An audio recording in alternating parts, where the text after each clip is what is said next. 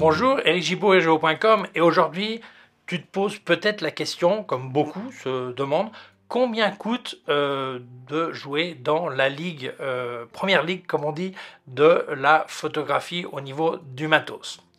Alors, donc haut de gamme. Haut de gamme, c'est un terme relatif, ça dépend de la marque, ça dépend d'où tu te trouves, ça dépend peut-être de ton budget. Pour toi, il y a des choses qui sont haut de gamme et pour d'autres ne le sont pas. Mais enfin bref, moi j'ai choisi 12 appareils photo de différentes marques avec deux objectifs et j'ai donné les tarifs de ces combinaisons. Et donc on verra ça en détail. Mais important, très important, si tu ne peux pas te permettre ces appareils photo, ça ne veut pas dire que tu ne puisses pas faire d'excellentes photos. Souvent, les gens disent « ouais, mais si on peut plus, si on peut moins, tout ça », on ne va pas rentrer dans ce débat. On va parler de combien coûtent ces appareils. C'est très différent d'une marque à une autre, mais ne t'inquiète pas, c'est toujours intéressant d'avoir l'information, mais ça ne veut pas dire que ce matos soit indispensable pour toi. Mais avant ça, je vais dire merci à mon sponsor Arvia école-de-photographie.com qui permet de te former à la photographie. Je t'explique tout ça en fin de vidéo. Deux points importants. Si tu voulais te former à la retraite et profiter de ton CPF, il faut absolument que tu t'inscrives avant de partir à la retraite par le CPF. Une fois à la retraite, tu pourras faire ta formation, mais si tu n'étais pas inscrit, ça sera trop tard. Donc n'oublie pas ça. Deuxième point, la loi sur le CPF a changé il y a bien longtemps et depuis qu'elle a appliqué, tu as juste à rajouter 100 € à ton pécule CPF, évidemment s'il correspond au tarif, s'il couvre le tarif d'une formation. Mais voilà, donc c'est vraiment abordable et surtout les demandeurs d'emploi n'ont pas à payer cette somme.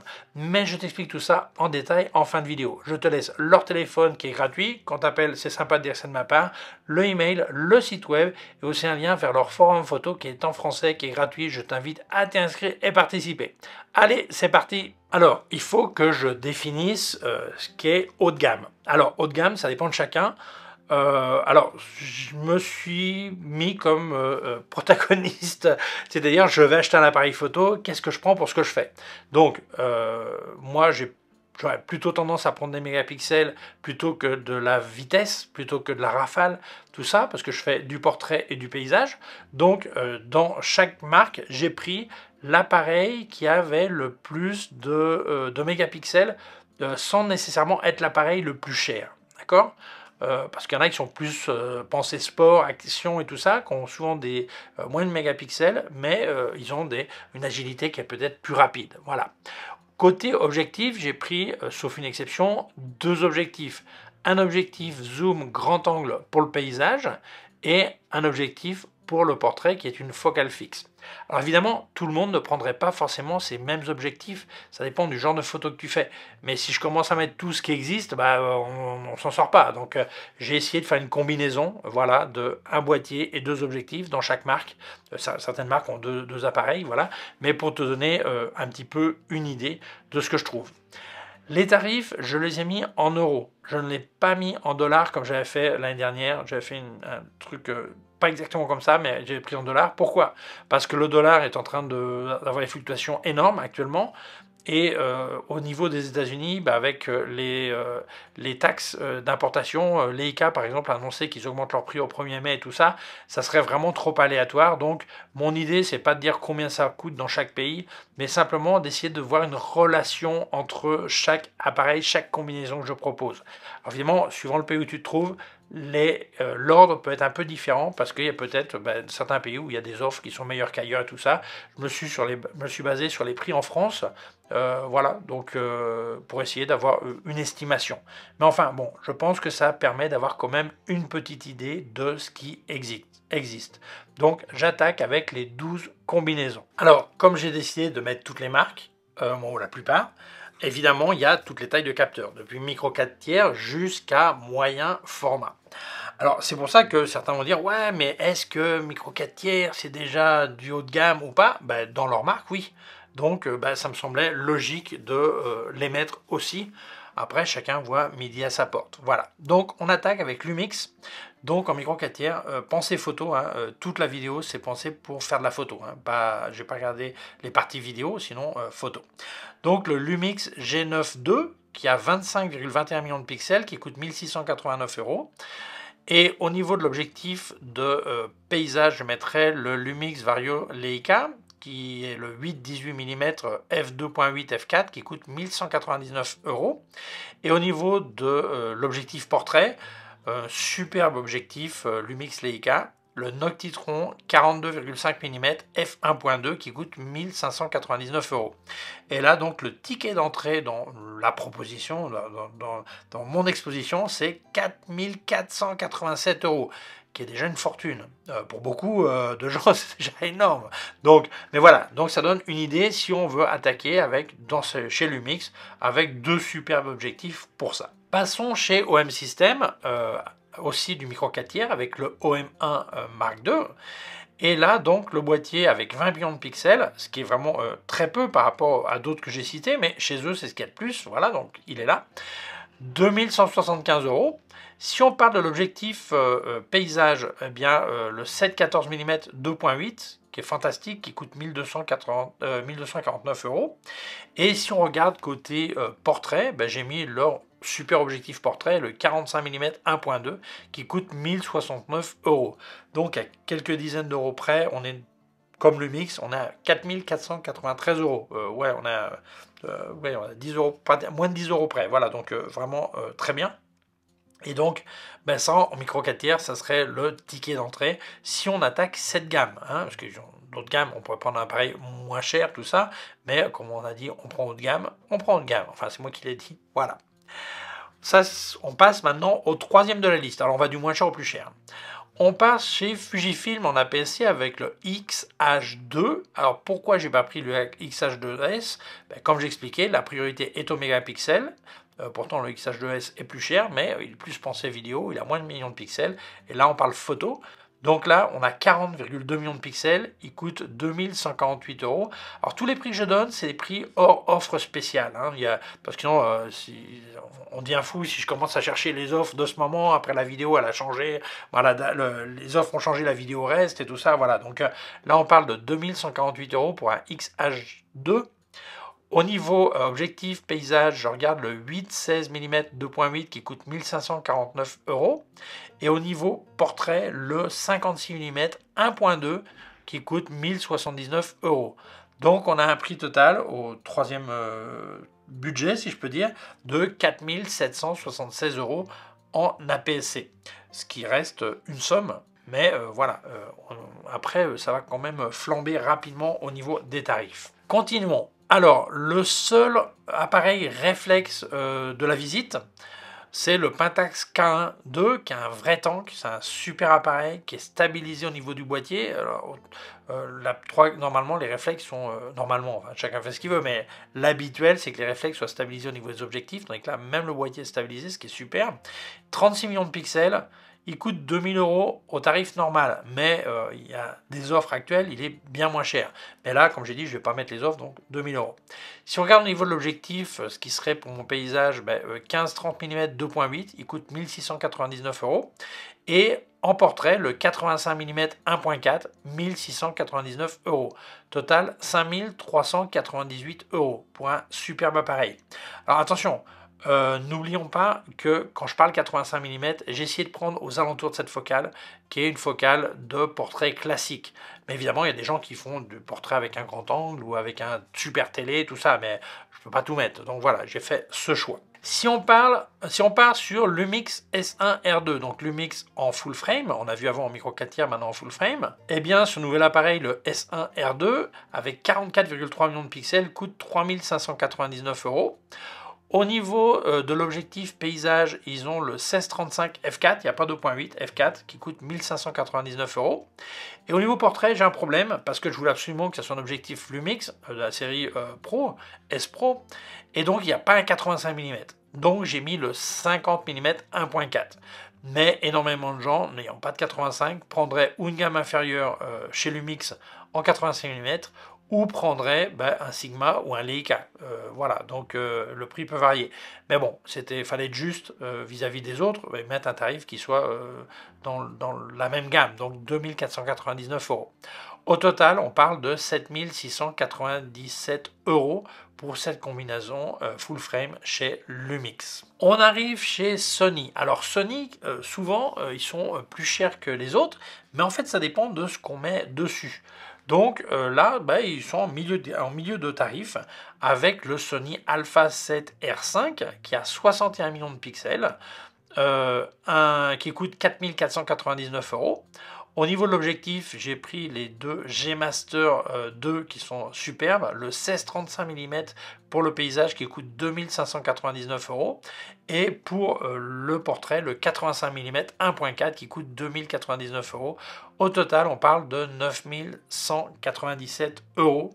Au niveau, sixième poste dans la montée des tarifs, Sony est en milieu de tableau cette fois. Alors souvent, ils sont plus élevés. Voilà, donc bien. Alors, si jamais tu voulais me filer un coup de main, n'oublie pas, j'ai activé la zone membre de ma chaîne. Là, je parle pas matos, je parle uniquement technique photographique, conseils, astuces. Il y a un petit bouton rejoindre sous la vidéo. Et là, tu auras accès aux vidéos exclusives pour les membres.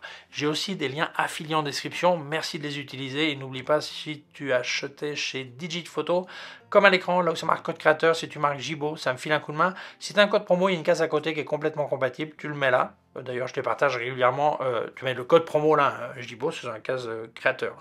Et donc, je les partage régulièrement sur mes réseaux sociaux pour que tu puisses en profiter.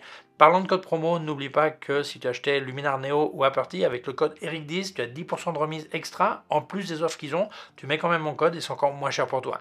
Mille merci parce que ça m'aide énormément. Continuons. On arrive au poste numéro 7 avec le Canon R5 Mark II qui a 45 millions de pixels, coûte 4750 euros. Au niveau des objectifs, le 16-35 mm 2.8 L USM qui coûte 2589 euros. Et au niveau portrait, ce superbe objectif, le 85 mm 1.2 L USM qui coûte 2999 euros. On vient de passer la barre des 10 000 euros avec un tarif total de 10 338 euros sur ce Canon au poste 7. Poste 8, 8, le Z8, voilà, Nikon Z8 avec 45,7 millions de pixels qui coûte 4599 euros. Au niveau objectif, le 14-24 2.8 S qui coûte 2799 euros pour le paysage. Pour le portrait, le très connu 85 mm 1.2 S qui coûte 3349 euros. Ils en ont aussi un autre super qui coûte encore une fortune, mais je ne l'ai pas mis, ok. J'ai pris celui-là, voilà. Et là, on parle d'un total de 10 747 euros, donc pas énormément plus cher que Canon, 400 euros, mais enfin bon, on est quand même au-dessus des 10 000 euros. On arrive sur du moyen format avec le Fujifilm GFX 100S2 qui fait 102 millions de pixels. Alors oui, c'est l'exemple que j'expliquais, il y a aussi le 102 qui coûte plus cher, celui-là il coûte 5 499 euros, le 102 coûte, je sais pas, 6 500 ou 2 000 euros de plus, mais comme j'expliquais, le 102 c'est HS, donc haute vitesse, et en fait c'est le même capteur. C'est aussi le même sur la Hasselblad qu'on trouve aussi. Simplement, il y a une couche dessus qui permet d'aller plus vite en cas d'autofocus, d'action et tout ça. Donc moi, j'ai pris celui-là qui correspond plus à ce que je fais, pour mon exemple, et pour moi-même, puisque je l'ai, cet appareil. Il coûte 5 499 euros. Si on regarde l'objectif paysage, eh bien, j'ai mis le zoom, le 20-35 mm f4, qui coûte 2799 euros. Et si on regarde le portrait, le 110 mm f2 qui coûte 2799 euros. Alors certains utilisent le 120 macro pour du portrait, d'autres utilisent le 81.7. Moi j'ai pris celui que j'utilise, voilà, donc ça me semblait plus logique. Voilà, donc au total on a un ticket de 11 097 euros, ce qui n'est pas peu. Et là on va augmenter, on va passer à la vitesse vraiment supérieure au niveau tarif. On arrive sur nos collègues de Leica avec le SL3. 60 millions de pixels, 6800 euros. Au niveau objectif, le 16-35 f3.5 f4 qui coûte 6010 euros. Et au niveau portrait, je pense que qui a une super réputation, c'est justement ce Summicron 90 mm f2 apochromatique qui coûte 5400 euros. Total de la blague, 18 210 euros, ce qui est une somme sérieuse, il n'y a aucun doute. Alors n'oublions pas que sur cet appareil, on peut aussi monter des objectifs Sigma et Lumix L, ok. Voilà, mais si on veut tout en Leica, comme j'ai fait Lumix tout en Lumix, là on parle de 18 210 euros. continuons. Nous arrivons chez Hasselblad avec le X2D.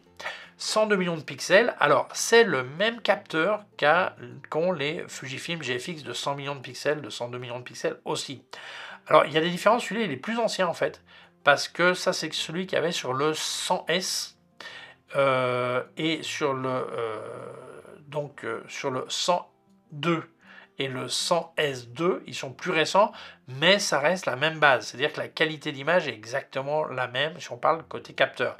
Après, je ne parle pas de la science des couleurs, de chacun fait sa sauce sur la marque. Hein. Je parle le capteur en soi.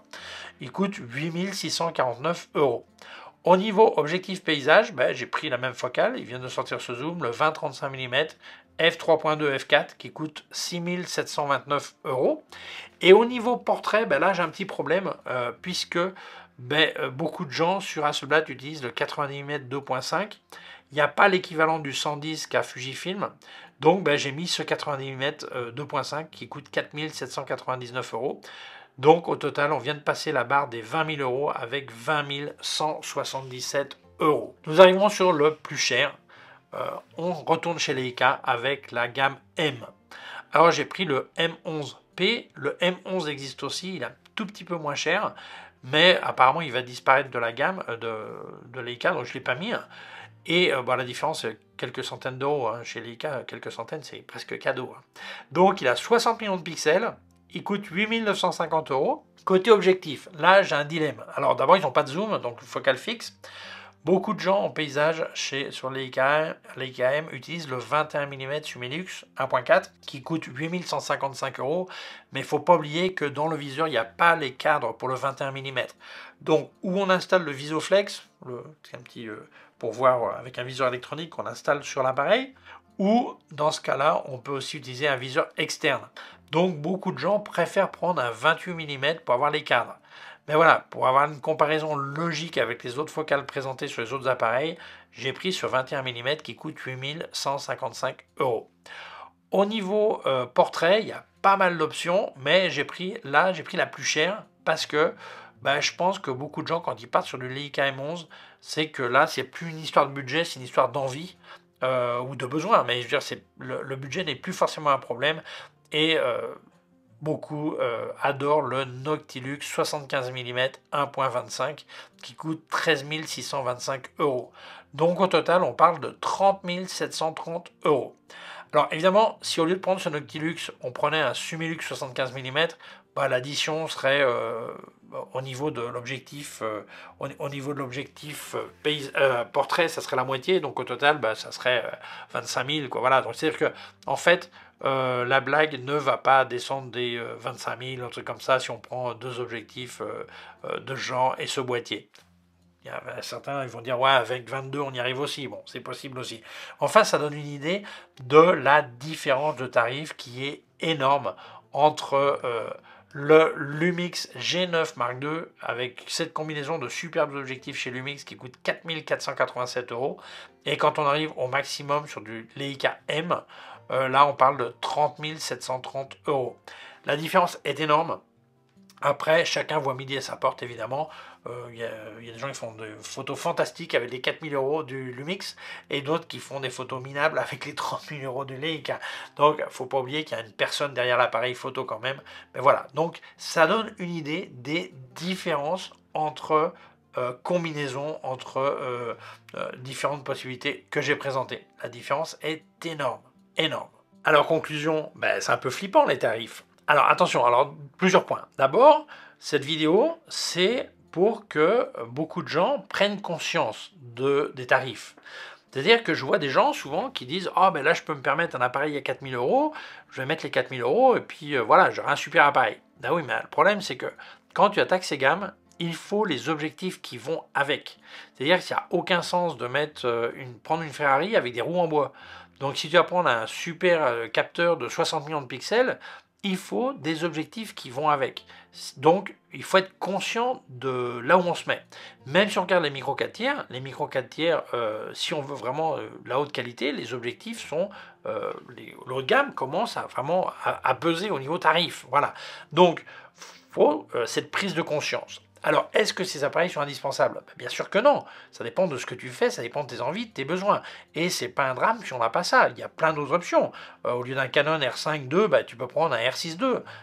Au lieu d'un Nikon Z8, tu peux prendre un Z6 III ou Z6 II. Au lieu du Sony d'un Alpha 7 5R R5, pardon, bah, tu prends un 7.4, enfin bref, il y a plein de possibilités. Et, tu veux du full frame, bah, tu peux prendre un Lumix S5 II, S5 IIX et descendre le tarif.